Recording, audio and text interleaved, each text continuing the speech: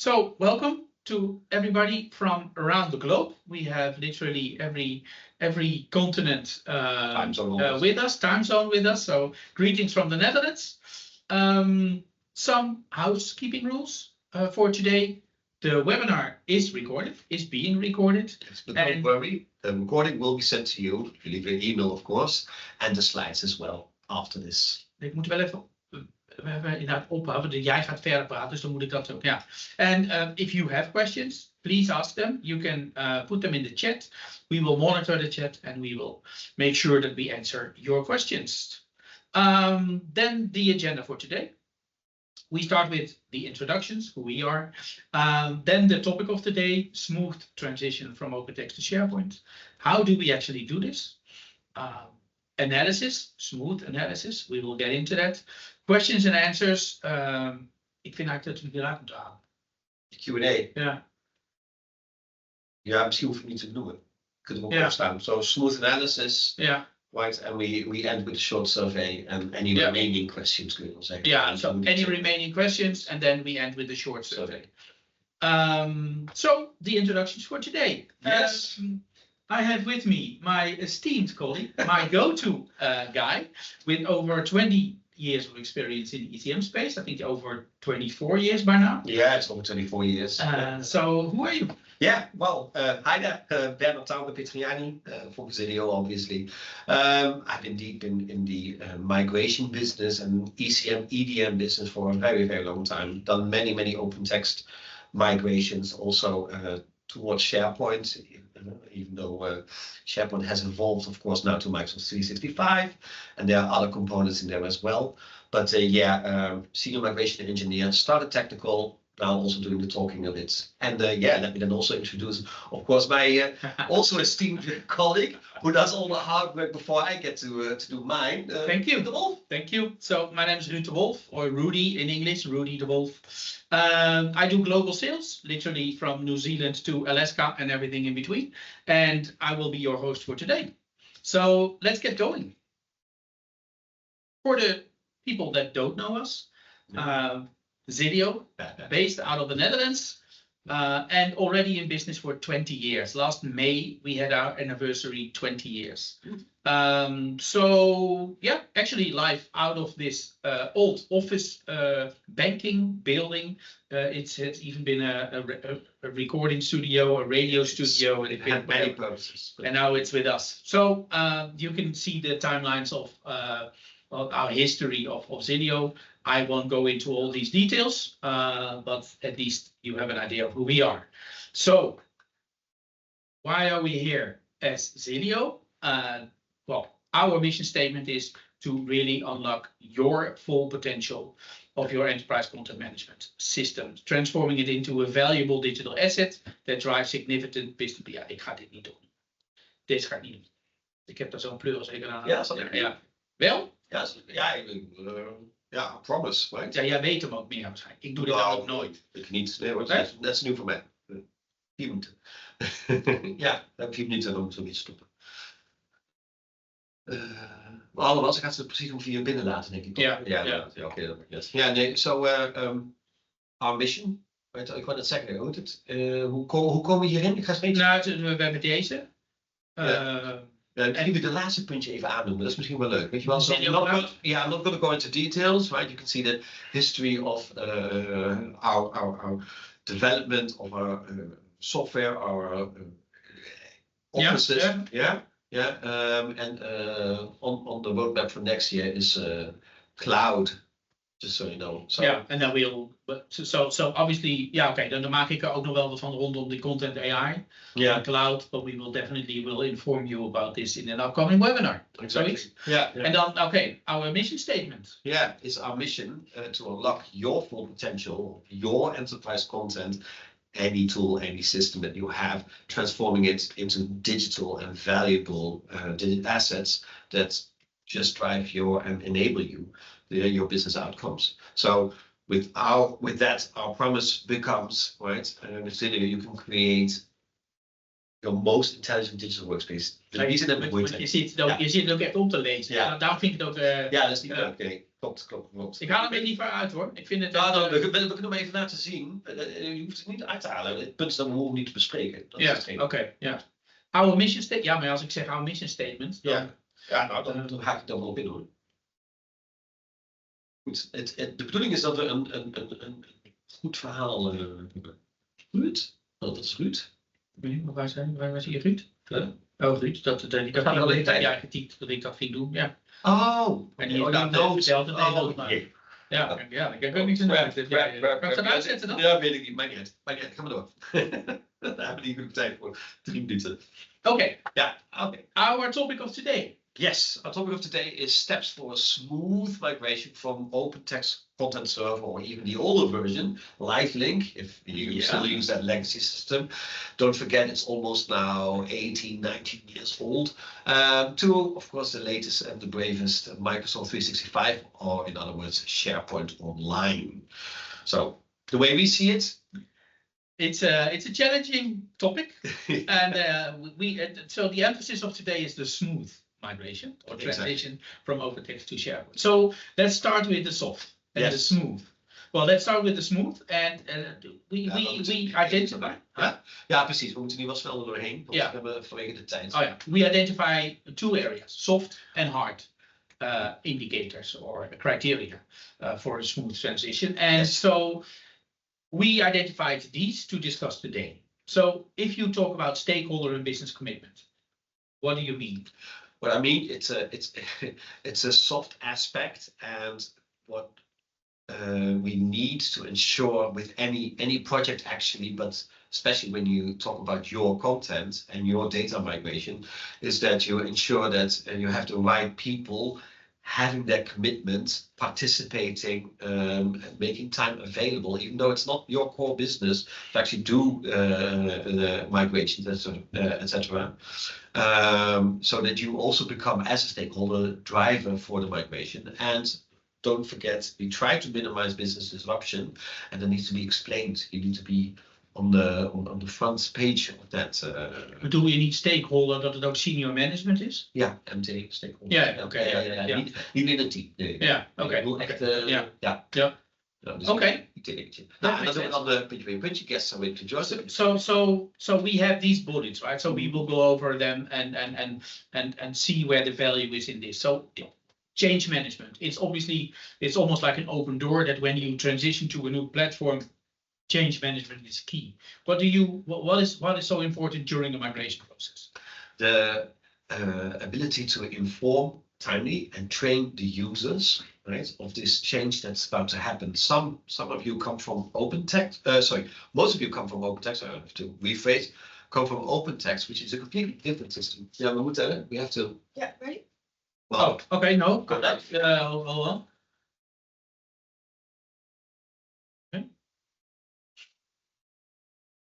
Ja, good luck. Ik zie dat er maar 1 iemand is. Ja, kun je het lijstje? Ja, hier. Alleen maar die. Oké.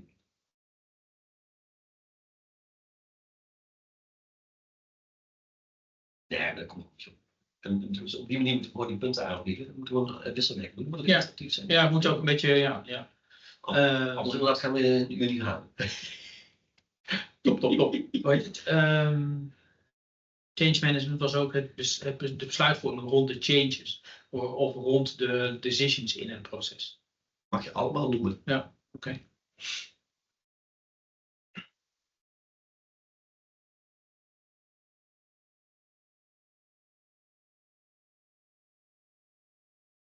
So welcome to Xillio, everybody. People are slowly dropping in. Yes. Let's wait a few more minutes till we have everybody on board. We have many people from many different time zones today again, so let's wait a few more minutes. And welcome. I think many from Canada today. I saw in the invite list. I hope it's going to be early morning there. Yes, good morning. And greetings from the Netherlands, sunny Netherlands this time.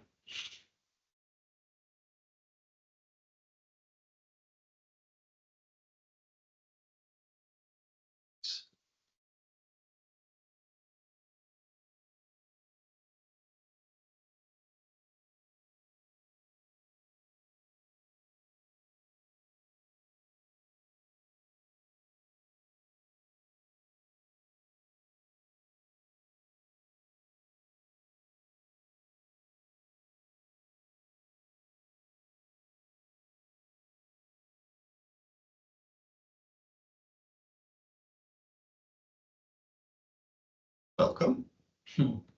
Welcome to Xillio.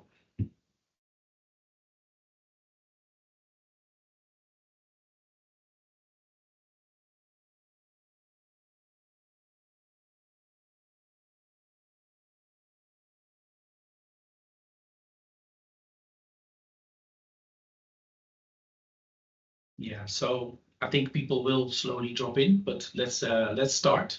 Exactly. We have an hour, so see how far we come in that hour. So welcome everybody. Greetings from the Netherlands. We're here today to talk about a smooth transition from OpenText to SharePoint or to Microsoft 365. And yeah, let's kick it off. Exactly. Just some housekeeping rules. This webinar is being recorded. Yes, and don't worry, you will receive the recording and the slides that we have now, if you leave your email address, of course, after the webinar.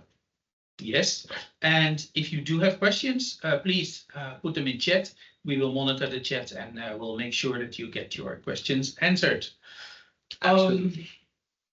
Yeah, what do we have for today on this webinar? Introductions, obviously, who we are. The topic of today, smooth transition from OpenText to SharePoint. And how are we actually going to do this? Analysis, smooth analysis, big part of that. Like I said, questions during the webinar is fine, but just some short summary at the end. And then a short survey so that we are sure that we are doing the right things. And there are some possibility to let us know what other topics you want us to cover in the next webinar. So if we move to the introductions, who we are. Yes. I have with me today my esteemed colleague, Werner. So maybe introduce yourself. Yeah, thank you. My name is Werner Tauber-Petrignani. I've been in the ECM, EDM, so Enterprise Content Management, Document Management business for 20 odd years, 24 years roughly, so a long time. I've seen many migrations from OpenText, not just to SharePoint, now to Microsoft 365, but also other platforms, of course. Yeah, started technical, now a bit more business, and I do a little bit more talking. But also my esteemed colleague here who does all the work before I get to it. Thank you. Yeah, so you're an honest guy. So over 20 years of experience. Yeah, so he's definitely my go-to guy for smooth transitions from OpenText to SharePoint. Exactly. Thanks for joining. So my name is Ruud de Wolf. That's Dutch, or Rudy in English. So I do global sales, which means I wake up in Australia, New Zealand, and I close the end of the day in mostly Canada, and everything in between, Europe, South Africa. So exciting to work at Xillio. Out of this office building, by the way. So we are in, for the people who do not know us, we're a Dutch company in business now for 20 years. Last May, we celebrated 20 years of migration. That was great. Good party. Yeah, thanks. And yeah, well, you can read for yourself. I don't want to go into all the details, but we are very proud of working together with Microsoft on the whole Copilot integration. That is, well, we had webinars on that topic before, and we will definitely have other webinars upcoming.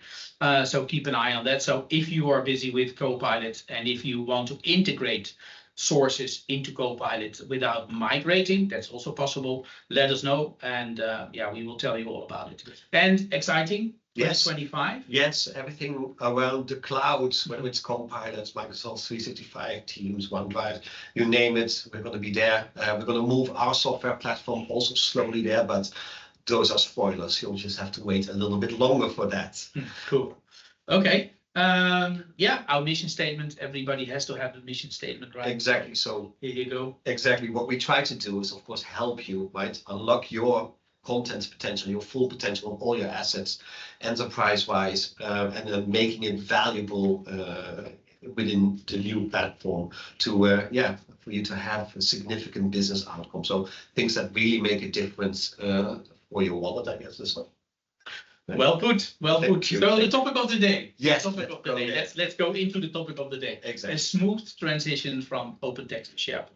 Two systems that are totally not compatible. it's a square and a hole. If you want to compare them, they do not fit. And during a migration or at the start of a migration project, you want to focus on a few indicators, a few critical success factors that make a success out of your project. And we identify soft and hard indicators for that, and we will go over them one by one and talk about it actually. So yeah, to start with the first one, we call it, well, you call it stakeholder and business commitment. So the whole idea of today is that Werner will share his experience of well, these last 24 years of doing transitions from OpenText to SharePoint, and and actually tell about best practices in the field, right? So, and you come across stakeholder and business commitment. So what do you mean by that? Yes, exactly. So I'd almost say it's not specifically for OpenText, but it is also definitely specifically for OpenText. But to make things go smoothly with stakeholders and the business, right, we need to get them involved. We need commitment from them that they actually want this to happen. So the driver of the migration should not just be a matter of money or IT department. They should be engaged and committed to it. So what we always try to do, of course, is minimize the business disruption. So for users, it should feel like a smooth and slow transition from A to B, so from OpenText to SharePoint, or Microsoft 365. But yeah, that's unfortunately not always the case. Sometimes it really feels like we are being stopped or trying to get commitment, and it takes longer, or it's not there, or it falls away. Sometimes we have changes in management structure, for example, that puts a whole project on hold. And as I said, it's not just specifically for OpenText in this case, the first one, because these are soft aspects of it. Yeah. But to make it go smooth, if you have just every now and again someone from higher management, right, who says, all right, let's go, guys. If you have a newsletter or anything, that really helps. And then it just tells the story. It just makes it more tangible. Yeah. So buy-in of the business itself. And making sure that you get that buy-in is also making sure that it's top-down managed and promoted. That's basically the key, what we try to say here. Yes. Okay. Well, change management is obviously a big thing during a transition. And so you mentioned long waiting times on changes. What do you mean? Yeah, so specifically with complex systems like document management systems like OpenText, if you want to have a change on the system that we require for, and we'll come to the process later, so this is more soft project related. Any changes that we infer, access, new hires, accounts, things like that, which for everybody is like, okay, we got everything under control. My experience, as said, over 20 years is very, very often that it's just not under control. Change management sometimes takes so long, or it's not even there. So we have a requirement, and not just it might even be Microsoft 365 has a requirement, which just is not yet in the portfolio of the change manager. And then they're surprised, and then it takes time. So, and obviously we wait and we spend our time doing other good stuff for in preparation. But these are also things that make in the beginning a smooth start and a smooth beginning of the project, right? It makes it like stop and feels like a hurdle, and then wait a little bit, please fix it. So again, it sounds everything kind of obvious or self-explanatory, but these are really the things that you must think about before you start thinking about the journey that we're taking on. I think that many of these bullet points that you see here, you could also find in a project management training course. But the thing is that what we try to do is during the migration project actually emphasize that change management is a critical thing in the process during the migration. Yes. And you really need to make sure that that is covered correctly. So we will definitely, as Xillio, put effort in that to make sure that the proper change management is in place. And And also that, that's what we write here, long waiting times on changes.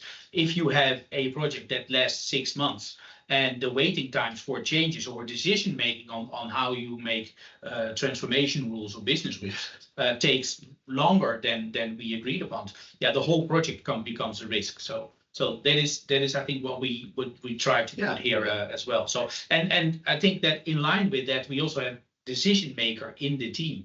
So what does that mean, and what is the positive about that? Well, the positive is that if you have a decision maker in your team, so in the project team, which we hope to become a part then, and I've experienced both. So being part of a team where a decision maker was in a team where the decision maker was outside of the team, it feels like change management. It's not exactly the same thing. It has to do with the authority to be able to make decisions on things like content control, whom you can contact, whom you can address, all kind of I would almost say basic questions, basic things that we encounter, right? Which makes it very easy. So how does this VPN work? Just I would almost say, a go-to person, we need this, right? Can you arrange this? And then they can say yes or no, rather than having to wait for a decision maker. Right, so hire the program manager, for example, right, who says, okay, granted, it's going to take long, whatever is the aspect is there. But when I see smooth projects, and I've had very smooth projects as well, it was a larger team, or at least a team that had those decision makers. And I said sometimes the stakeholder drops in now and again, right? It was a complete team, and that helped. That just every decision, every meeting we had, that needed to, it was just like one meeting, and then we could continue, right? And that saves time. Your planning is still okay, your resourcing is still okay, everything you do, right? And it comes down to simple things like maintenance weekends, right? So you have that's those are the famous things. So we're in the middle of a production migration, and right, change management's not informed that we're doing this for whatever reason happens. Then they want to patch servers that we're working on during the production weekend. We need someone who makes a decision and says, no, it's not going to happen because we have this already planned. We have to postpone it to at least after this, or find a window that. Well, those kind of decisions are just imperative to be able to make, rather than just to have them go out and fish, and then you get escalations. We don't want escalations. We want a smooth transition. So well put. And I think that the end date of a transformation project. So not the migration is part of the transformation, right? It's often about go live of a new system, which there's a whole marketing and communication plan around it often. So business going live with a new system. So this date is really important. So make sure that all can accommodate to actually meet that date requirement, instead of forgetting about all these nitty-gritty details. So I agree. Good point. The maintenance weekend is a big one that we see many times. So in that sense, I think that the team composition is also important, right? Yes. So even though we are, of course, a vendor, a supplier of data migrations, and I'd always say everything surrounding that, even though we're a supplier, we should become part of the team. So it's not just a matter of having the right processes like change management and a decision maker in the team, in the project team, but both IT and the business and us as the migration vendor should become part of that team, so the communication lines actually stay small, short, and about all the decisions that are being made, making every change, any decision quite simply smoother and more understandable, rather than just there are a couple of decisions make 15, even though they don't seem to be relative for the migration, and you only hear about 2 of them, and then the next day you're surprised, like, oh, is that also going to happen? We didn't know. We have had during what we call extraction, so during information gathering, you'll see about that later. We had like, oh, we're going to do a software update, right? Like change management. Everybody knew about it except us, of course. We're like, okay, but we're in the middle of how does that impact us? So making it one team, and as said, it only needs to be one person who's part of that team. Actually, that already helps so tremendously. right? You get more accomplished. I mean, that's a proven thing. Not. So that then smoothly transitions to communication and collaboration, right? Yes, exactly. Yeah. Yeah, it says few persons on all sides to avoid meetings with a large group. So does that mean stand-ups, or what do you mean with this?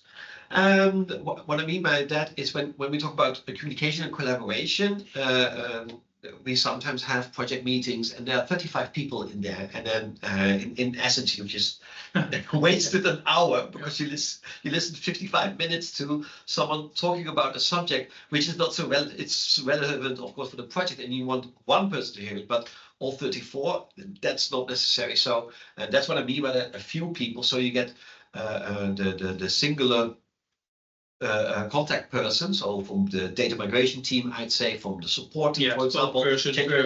Exactly. Yeah. And then sometimes, of course, it makes sense. I don't know, once a month, once every 2 months, with the big status updates, then you could have a broader audience. But if you really want to collaborate, then you need to know what you're talking about to the right person and keep it brief and short to make it smooth. Yeah. Otherwise, time is ticking, right? And yes. And if, yes. Yeah. And you stand away in meetings, right? Yeah. One meeting after the other, explaining probably the same thing to a different set of people. It's waste. Yeah. Good point.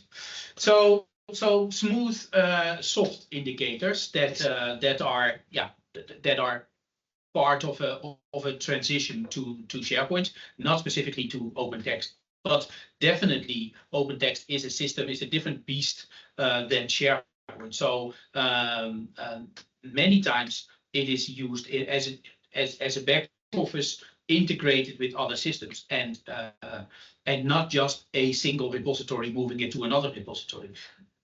These indicators, we talk about this in large transformation projects. So yeah, you will find them in other migration projects as well, not OpenText. No, not specifically. We also have the hard indicators, and we want to talk about those as well. And there are a few one-liners here. So yeah, let me start with my favorite one. Is if you fail to prepare, you prepare to fail. It's a very common and known line, but it's so true. It is so true. And we will get there per bullet, but yeah, and you even have a T-shirt. I even have the T-shirt for the other one. Lift and shift is the lie. Exactly. Yeah, it's just not true. I mean, I've heard this phrase during a summit that I attended from someone else, but I adopted it straight away. It is so true. People think just copying content, right? Copying data from A to B is easy. You take it and you put it there, and you do a little bit of the information, the metadata, and then you're done. And it's just not true. Everybody, it's the quality of content that you need to look at first, right? Because if you have a pile of a big mess when it comes down to either permissions or the content itself, unstructured or structured. If it's a mess and you just lift and shift, you're going to get a mess there. Nobody wants that. And that's also not what we want for you, right? So that's not part of our promise. We want to increase the quality of the content. There you go. Right? So you can work with it, enable you to do other things with it, for example, the Copilot part. But besides that, it's never happened, even with file shares, right? There's this whole structure of sensitivity because there's only one person who has access there, etc. This is OpenText, so let's go. Sorry. SharePoint. So also OpenText, same thing. Yep, same thing. So let's go to these bullets. So yes. we wrote down access, infrastructure, and a workplace. So yeah, well, what I can see is that more than half of the projects start later because this is not arranged on time and properly according to the specifications and stuff. Anything that you want to share there? Well, the hour is not going to be enough then. Yeah, we put down more half of the projects, but to me sometimes it really feels like all the projects suffer from this. It's really suffering. It's really a thing that if you want to go, if you want to have a smooth migration, because that's of course the focal point, you just want to prepare. You want this to have it in order, and that does not just mean like, okay, we provide you access systems and your IT department can fix something up in a week. So, we can start in a week. It's so often that the starting date the original starting date is like 2 or 3 months before we actually can do the starting because of the infrastructure, the firewalls, the ports, the access, the accounts. Then all of a sudden we need to do training before we can access a certain system. Compliance and security training. Exactly, and it makes sense, right? But there needs to be room and time, and it needs to be planned. So if there's any prerequisite that any OpenText migration could do beforehand, it is thinking about front-end access to the system, back-end access to systems, and we have it documented, and we share this information, but also from the, let's say, the project team on the customer side, on your side, quite often, right, you start when the project starts, so you start reading the documentation when the project starts. That's not why we provide this information. We provide it so you can start actually before the money starts rolling. And yeah, it's not just the. I want to emphasize that a little bit more than what you would expect. You have, of course, your source system, so your OpenText environment, and you have access to it, and you have a VDI, but you also need a proper working workspace. So I've done a project and that took years. You remember that one? Yep.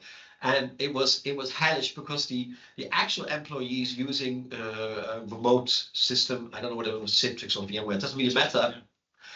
The actual users, they were fine. Everything worked. They opened Excel, their Outlook teams. We chat a lot. We share, right? We collaborate. And then our environment, because we were just the external's temporary project, we got this reduced memory, and everything was sluggish, slow. And it's not just because we're in the Netherlands, because we have perfectly fine fiber connections. That's really not it. No, but it's access to the systems. It's something you can do beforehand. It saves a lot of time. The infrastructure, the firewalls, the ports, document. Yeah. So we make sure that when we start a project like this, we will meet with compliance to make sure that data protection agreements are in place. That we talk about what kind of data are we able to access, or do we need to access? But also security. Involve your security department early in the process. Not when the project starts, but way earlier, because they will definitely determine the access to the systems, to the source systems, and this sometimes really takes time because it's your data, it's your sensitive data, it's your own data. And well, security people like to say, hey, nobody can touch that. But how are we going to migrate your data if we are not allowed to touch it, right? So having those discussions upfront is key, and not when you start the project, but preferably even earlier. So yeah, you will always hear us talk about that. Start as soon as possible and get security and compliance involved as soon as possible, preferably even during contract negotiations, for instance. But okay, don't underestimate analysis time. Wow, that's an interesting one as a hard indicator. Yes. What's that? Well, as part of the, and I'm already not in the project, but in the migration process space, and as said, we'll come to the details later. We'll have to hurry up, I see, but we'll come to that a little bit later. Is that a big part of the migration is decision making, and you need to analyze that. And what does that mean?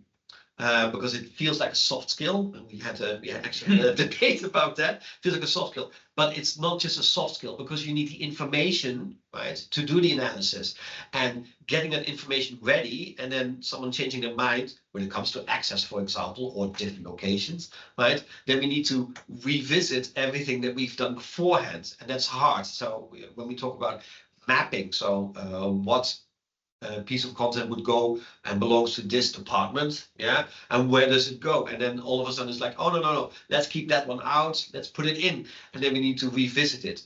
Of course, that's our work, but you can already do so much more even without us, right? We'll help you. That's why the analysis, that's also where we're going to focus a little bit more on the later. The analysis comes into play, but it's really those revisits, those reiterations, if you like, going backwards, starting analysis again, getting the right decisions. HR, are we allowed? Security, are we allowed? Can we do this? Can we do that? You made a change there. etc. So for me, it also falls a little bit under the hard one. Okay, we'll go into analysis Yeah. a bit more deeper. I still think that this is difficult to explain, but okay, target readiness, target design readiness. Yes. What do you mean? Yeah. So what we do, what you want your content to be from one system, from OpenText to Microsoft 365 in Teams, OneDrive, etc. The actual decisions on which content goes where is of course something that we decide during the process. But the target design readiness, what I mean with that, the design is all right. So if you have content types for invoicing, content types for letters, publications, etc., contracts, right? You know that's functionality surrounding content, and the target needs to be ready for that functionality as well. What happens, and I mean, I'm not opposed to it, but if we talk about smooth migrations, right, this is something that you thought about before. We do test migrations, you see your content in the new systems, and then all of a sudden the users realize, the business realize, yeah, but we use it differently. Can we make a change? Yes, of course we can make a change. And then all of a sudden the target design changes, not so much which metadata, which fields, right, which piece of content or the locations, but oh, let's introduce a new content type, right? And then you need to go back to the drawing board, and that's really something. We need the information, of course, to be able to migrate, and you also want to see it. I think this is where we from the analysis part and the discovery, as we would call it during the project phases, help and support as much as we can, understanding about your current content landscape and giving that picture to the people that make sure that the target design is built. Exactly. So as soon as we can get that information over, people can start working on that target and making sure that loop, that integrated loop, is continuous, so that we can keep each other informed, and that way the readiness is there. It's there. Yeah, it needs to be there. Yeah. It needs to be there.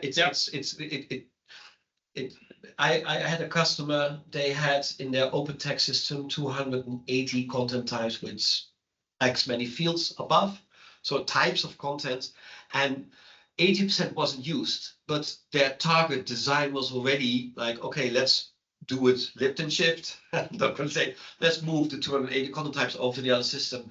Obviously, that doesn't work.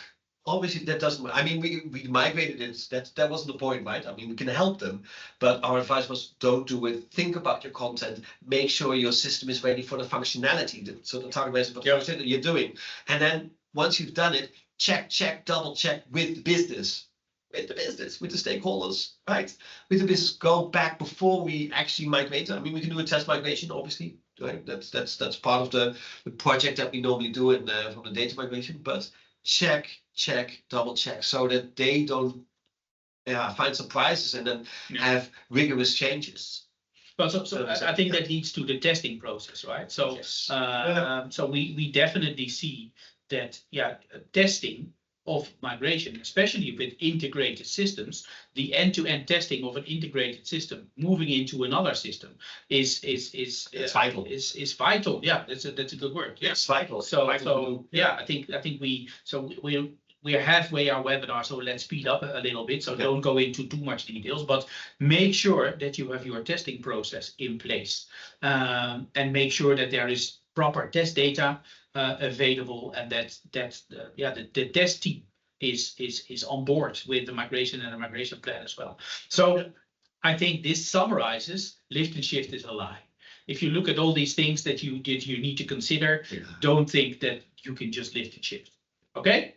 So now, smooth. This is fun. This is fun. How do we do this? Yeah. So people that talk to us already know this picture. So this is the migration platform of Xillio, and this platform requires installation on premise with the customer, on premise with you. Our idea and our policy, our philosophy is that an installation on premise with you means that your data stays with you. It stays in your data center. It's not going to us. Up until the migration to SharePoint, it stays on-premise with you. Your valuable data, you don't want it to go anywhere else. So on-premise installation. When people think about a migration, they, in line with this lift and shift, they think, oh, I just copy a file from A to B. We took 20 years ago the design decision to go a completely different route. Think of it as making it difficult, I don't know, but we introduced the content store, our unified content store. You call it UDM. Yeah, I don't even know what a unified data model. Unified data model. So, but it's a separate step in the entire migration process, and we will go into that process later. But so that's one thing. You see link redirector here. So Werner, you talked about zero business disruption earlier, yes, right? Or so the least business disruption, yeah, which means that if you are going to migrate your data and there are multiple departments involved, and you migrate, for instance, per department, and your users share documents through a link to the document instead of the actual attachment. Yeah. What happens when you migrate that department? The link to that department is no longer valid. And so when you migrate, your business is disrupted because they click a link, they are used to that. You might even have an intranet pointing to those documents. So email could be anything. Yeah, really everything. Yeah. So making sure that there's a link redirector functionality in place that allows you to transition per department, for instance, and making sure that the links to those documents continue to work. Yeah. Especially OpenText has this functionality of sharing those documents through the links is vital in that zero business disruption. I think definitely OpenText users know that there are many ways to actually share the link. You can copy the address bar. There's a share link option, the properties in a workflow where you have notifications, etc., where there are links in emails. There's so many options, and all of these links, they become, at the moment you migrate a document, you want them to use their new location, the Microsoft 365 or Teams environment. And they then have an older, it doesn't even have to be that old, but older email, and they click on the link, and then they are redirected and start working or looking at content which is old, even though in the new system, you need a smooth transition for this. You need that's why the link redirector is in place. So we also talk about this extract, discover, and transform. So we have this content store, and then the magic starts. Yeah, exactly. So exactly. We already discussed the soft and the hard ones. So when those are in place, like the hard aspects that make everything smooth, extraction of content is really not that difficult. It goes smoothly, and I can promise you it'll be as fast as your infrastructure allows it. And we end up in our layer, in our step, the content store. So, and that's the metadata, right? Not the binaries? That's not the files themselves. We don't, and we actually never do that in migrations. We don't look inside of documents. We always look on the metadata. So where is it located, the file size, who owned it, who created the version, etc., etc. And there, OpenText different content types, right? Compound documents, or shortcuts, URLs, you name it.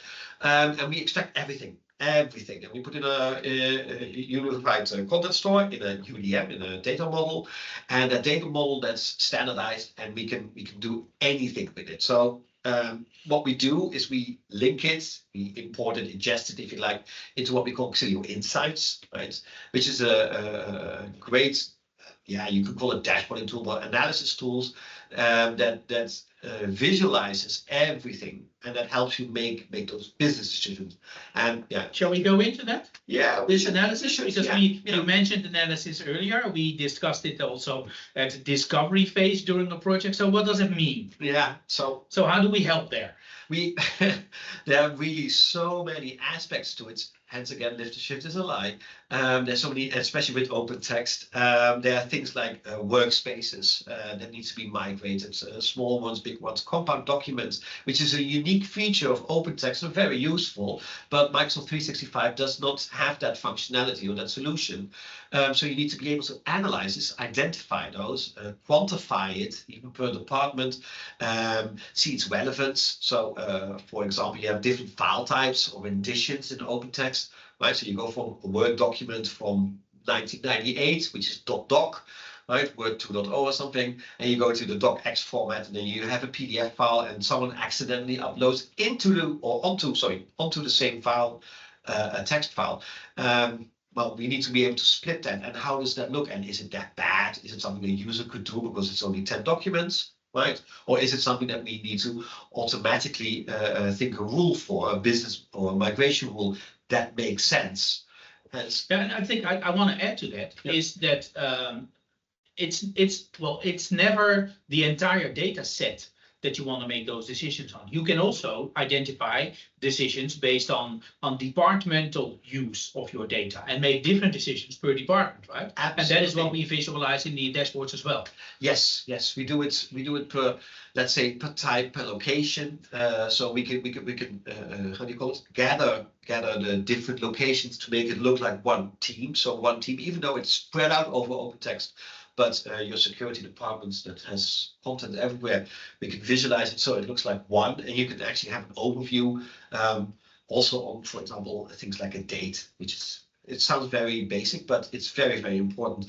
How important is a date? And if you have already classifications or other types of metadata, categories, custom metadata, interlinking between files, right? Recently had experience with AutoCAD that there's interlinking between files. How widespread is it? Can we retain the links, etc.? Is it still relevant? Do we do it in different buckets? Right? There are all sorts of, I would say, options, and the intent is, of course, to enable you to do the right thing with it. So you don't want to move documents that have a invalid license code anymore from 20 years ago into a new system. You want to archive it. Yeah. Right? Yeah. For example, and there are really that many things. So there's audit information that you want to retain, right? Perhaps not all, right? There could be millions of entries. Everyone who's looking at a file that's being logged, do you really want that? Well, perhaps you do. Well, we can take a look, but you need to make decisions, and for that you need to know what you're talking about. How much is it? Yeah. What is the content? I think this is a great example. These are great examples of lift and shift is a lie. And also, when organizations come to us saying, yeah, we have 10 terabytes of data and we want to move to SharePoint. How much does it cost? Yeah. It's this analysis that shows, and these is the examples that we did discuss today, is about thinking about, well, visualizing your environment, your data, and based on that, we can start the discussions on what are we going to do with what. I think that's great. And you touched on archive versus active, so active versus passive content. The good thing is that Microsoft has the Microsoft Archive as, well, it's not on the roadmap, it's almost like beta. And we are really, really, really proud of being their first partner to actually be able to migrate already into their archive data. Yes. Which means that we can really make a decision first, active versus passive content, and directly move your passive content to the archive, saving you a lot of money, saving you a lot of cost. So yeah, and it's pretty cool. It becomes, the thing is, of course, in the end user is going to use it, and he's not going to be cluttered with content which is irrelevant anymore for that user. Might be relevant for the company still, or for the team, but not for that specific user. So it really is, I'd almost say, an increase in quality. And the reason why this whole analysis, that's why we dig deeper into this, analysis is such a vital part of a smooth migration, is because from experience, it's really, this is a big hurdle to take. There's so many, and we've listed a couple on the slide, and I can go into any deeper one, orphan files, users that have left the company, etc. Not necessary. These are really things that we need decisions on, but you need to know about them. How much is it, right? And who are they? Or permissions, explicit permissions, sensitive data, classifications that are being applied. So. Yeah, I think it also works the other way around. I was hearing you and I say, okay, but what if I just have an expensive file share in OpenText? I just use OpenText as a document store. Then we will visualize that that's the case. And then there is hardly any situation where you need decisions to be made. But many times organizations come to us saying, yeah, we only use it as a document store and nothing else. And then we visualize, we actually find out that there is a lot of metadata, that departments actually are using metadata a lot. So it is all about visualizing what is actually there and enabling you to make those decisions. Exactly, and that it just helps, because otherwise what you would get, we already have the business and the stakeholders involved in the team, and then you have one department says, oh, let's go from A to B and forget about metadata. So the project team is like, oh, okay, right, let's do that. And then there's one department who does indeed use everything, retention, classification, metadata, as you say correctly, and they're like, hey, but that's not the case. Hence, you come back to say, okay, now we need to go back, redesign your target design to allow more retentions. There you go, and then your planning is like, in jeopardy. Let's put it still like that. One of those projects, right? Yeah, well, we have plenty of them, and that's why we have, of course, also this webinar to help you, to explain to you. We can do smooth migrations, and sometimes we call it a happy flow, right? But these are really aspects you can work with us to make it easier, because we can help you with this. And analysis is just the biggest part. It's just the biggest part. Data doesn't lie. I put it there. It just doesn't lie. It's a beautiful one. Yeah, exactly. They use it. They don't. Sometimes we even surprise customers, right? We found some customers, I think 100 gigabytes, and it doesn't sound like much, but 100 gigabytes from one user who use it as their personal repository. Make a decision, please. Otherwise, it's just going to go from A to B. Yep. And you pay for that. For the storage, I mean. Yeah. So, okay. So, yeah, good one. I think reporting is a thing that we need to talk about as well. And it's I don't know if it's really about smooth transition, but it's definitely something about transparency and auditability and making sure that your stakeholders, as a responsible project person, your stakeholders will have the confidence that you are doing the right things, that you're making the right decisions. So within our process, within our software, we invested a lot on the reconciliation, but then not only extract and import, but during everything in between as well. Exactly. Yeah, it is. It's like when you make a big beef in the oven, you have this thermometer and you put it in sometimes and you check. Yeah, it sounds like a strange analogy, but that's also what this reconciliation reporting does. So it's not just, are we on the right track with the information that we got, so with the data and then the analysis, and I'm like, this is it. Are you sure? Yes. Then let's talk about where we're going to put it, when, how much, etc. And then all those steps in between. So we call that transformation. You saw that in the ETL slide, right? Even then we do reporting, and you can call it a stage gate if you like, some sort of reconciliation that tells you, like, this is what's going to happen before we actually do the migration. So it's really, I call it putting on a thermometer in the meat, see whether it's on temperature to go. And it also helps, indeed, we put it there, confidence, because that's what you want in a smooth transition, right? You just want to actually, we sometimes call it press the play button, right? You just want with full confidence saying, all right, this is okay. Click, you're done, right? And this is an example. You were looking at. 15 minutes left. It's And I can a lot more.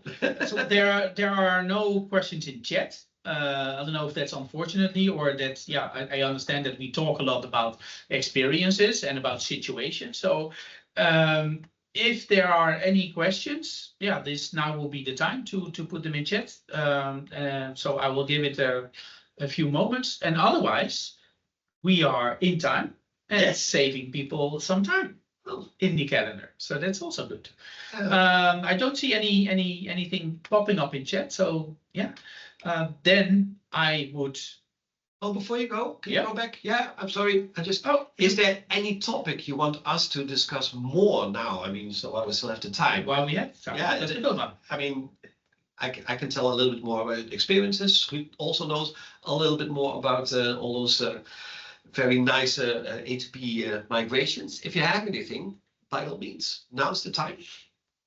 No. And I'm not sure if people are even able to put something in chat because it's really it's really quiet.